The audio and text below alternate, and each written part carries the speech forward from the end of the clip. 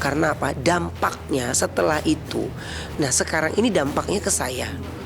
Bagaimana ngelihat seperti menyelesaikan ini tuh kok kayak nggak tuntas untuk anak saya gitu.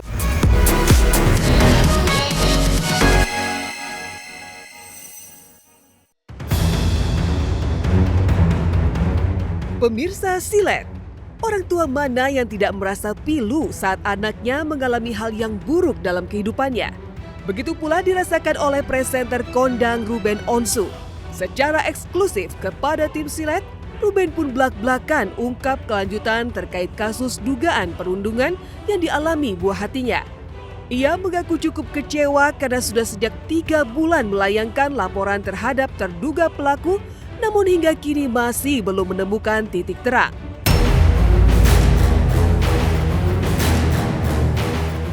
Meski proses hukum telah memasuki tahap pemanggilan kedua terhadap pihak pelaku, perkembangan kasus dinilai lamban dan membuat Ruben geram. Sebagai ayah, Ruben tak hanya menuntut keadilan, tapi juga kejelasan. Ia telah menyatakan bahwa dirinya memaafkan pelaku, namun tetap berharap bisa bertemu langsung untuk menanyakan alasan di balik tindakan keji tersebut. Apalagi baginya, efek dari perundungan terhadap anak bisa berdampak serius dan berkepanjangan, bukan hanya secara emosional, tapi juga psikologis. Tim, ya lawyer, Bang Minolain tim, itu udah ada panggilan ke yang bersangkutan. Kalau nggak salah panggilan kedua, kalau nggak salah ya. Jadi nanti aku tinggal tunggu aja hasilnya seperti apa. Kecewa pasti, karena kasus bullying ini nggak boleh dianggap enteng. Kasus bullying itu nggak boleh dianggap enteng. Itu yang saya berani vokal sekali. Karena apa? Dampaknya setelah itu. Nah sekarang ini dampaknya ke saya. Bagaimana ngelihat seperti menyelesaikan ini tuh kok kayak nggak tuntas untuk anak saya gitu. Kalau aku bilang karena aku sudah memutuskan jalur kepolisian, ya biar kepolisian yang mempertemukan kita.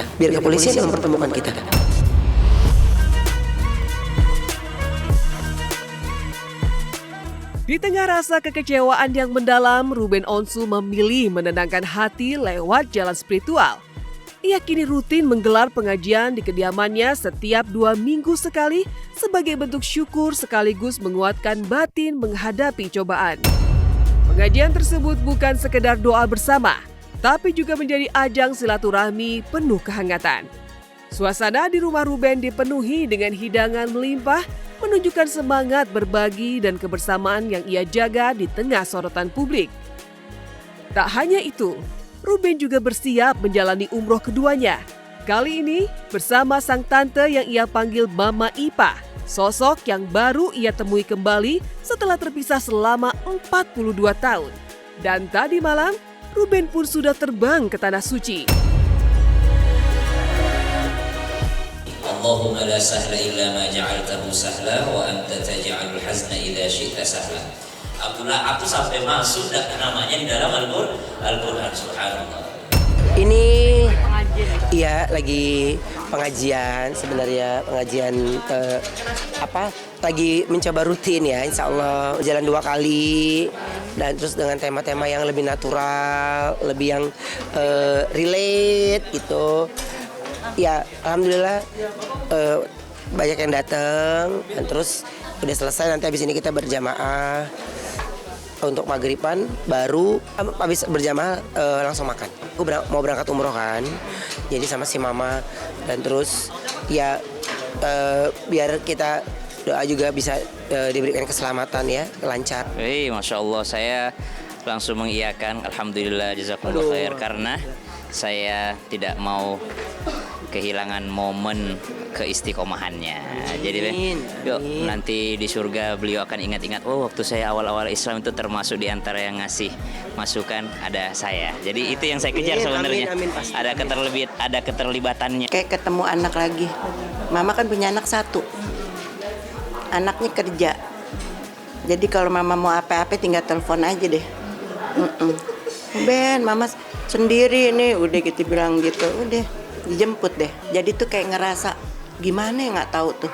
Sampai waktu dia ketemu, dia pulang juga perasaan, ya lu nggak pengen dia pulang nih, pengen balik lagi gitu, biar ke rumah. Iya. Sayang banget deh.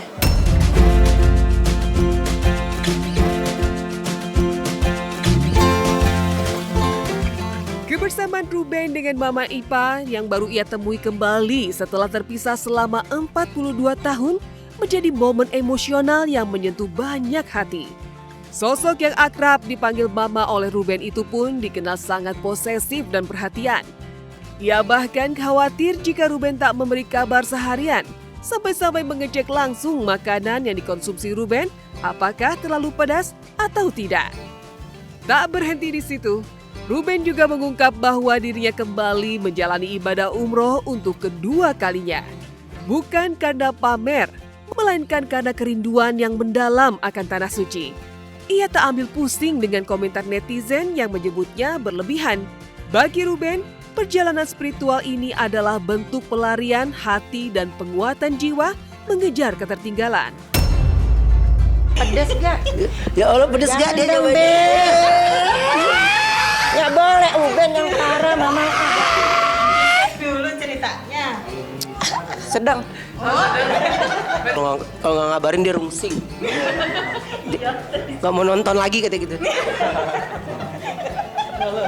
Nggak mau emang. Orang tua kan nggak enak kan kalau cuma sebentar kan. Jadi ya aduh oke mah iya gitu maksudnya ntar aku lupa gitu. Enggak pokoknya gini kalau aku nggak enak badan ada sakit kali. pasti. Kemarin juga gitu. Enggak kok bisa ya. Bisa gitu. Kemarin gitu juga kan. Badan bales aja ya. Masih loh Biar ya. tenang gitu. Udah deh. Jadi maksudnya mama tuh lo kalau apa-apa lo kabarin, ngomong gitu. Nah kalau sekarang ini kan yang kedua memang aku khususkan untuk sama mama gitu. Jadi waktu aku di sana juga yang aku ucap di Ka'bah itu juga ya Allah kembalikan saya bisa umroh kembali bersama mama saya gitu. Jadi ya semuanya ya saya minta sama Allah gitu. Ini kita mau ke Turki dulu ya. Tapi kita landing di Jeddah. Transit Jeddah. Ya, transit Jeddah cuma sebentar doang. Lanjut lagi ke Turki. Nah, kita lanjut lagi. Bye, assalamualaikum.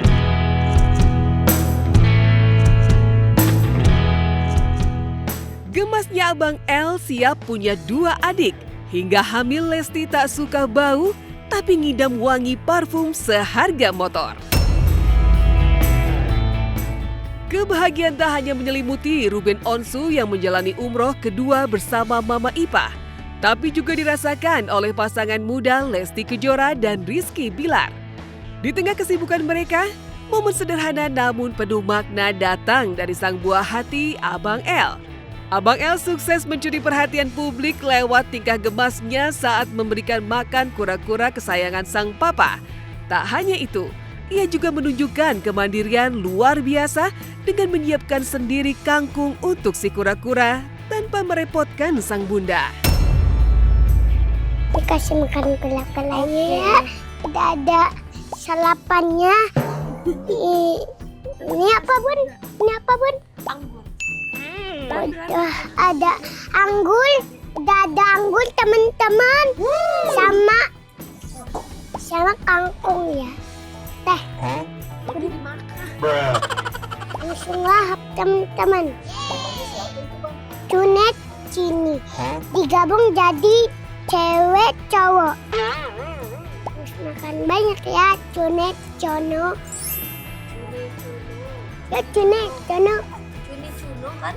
Ya kalau banyak-banyak nanti pingsan. Karena will cepet besar. Kula-kula. Karena ini abang semua yang ngekonsepin. Abang itu tuh Masya Allah cerdas sekali.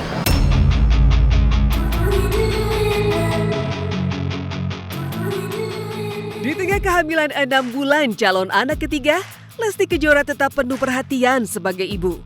Ia tak hanya menjaga adik Lesya, tapi juga mengawasi Abang L yang sedang memberi makan kura-kura.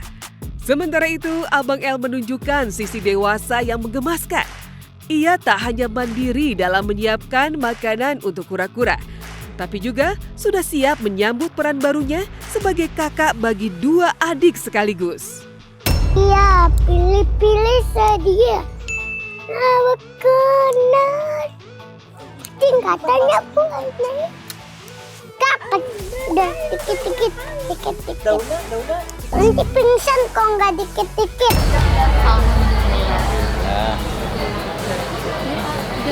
Karena kita selalu kasih dia minyak ikan kod, omega, ikan gabus. Bener. Tapi bener-bener ikan gabus. Gue paling pertama kali, gue nomor 1 kan keselamatan istri gue. Selalu gue tanya ke dokter ketika konsultasi. So aku akhirnya ngomong, kasihan adek. Lah ngapain kasihan? Jawabannya begitu malah dari mama. Ngapain kasihan, kan ada papanya katanya. Orang tuanya lengkap sehat walafiat katanya. Papa itu open ya.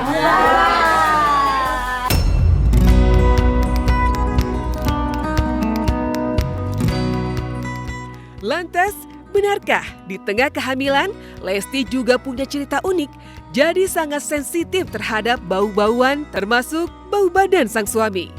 Di tengah alergi terhadap aroma tubuh, Lesti justru ngidam bau parfum mahal. Bahkan, harganya setara dengan sebuah sepeda motor baru. Mual gitu, nggak bisa naik mobil tuh milih. Terus cium bau badan, bau orang tuh milih kayak Dan kapan? gitu, sensitif Dan hidungnya. kapan? Yang ini ya sekarang. Parfum aja dari sekian, ya ada beberapa gitu yang aku pakai saat ini cuma 2.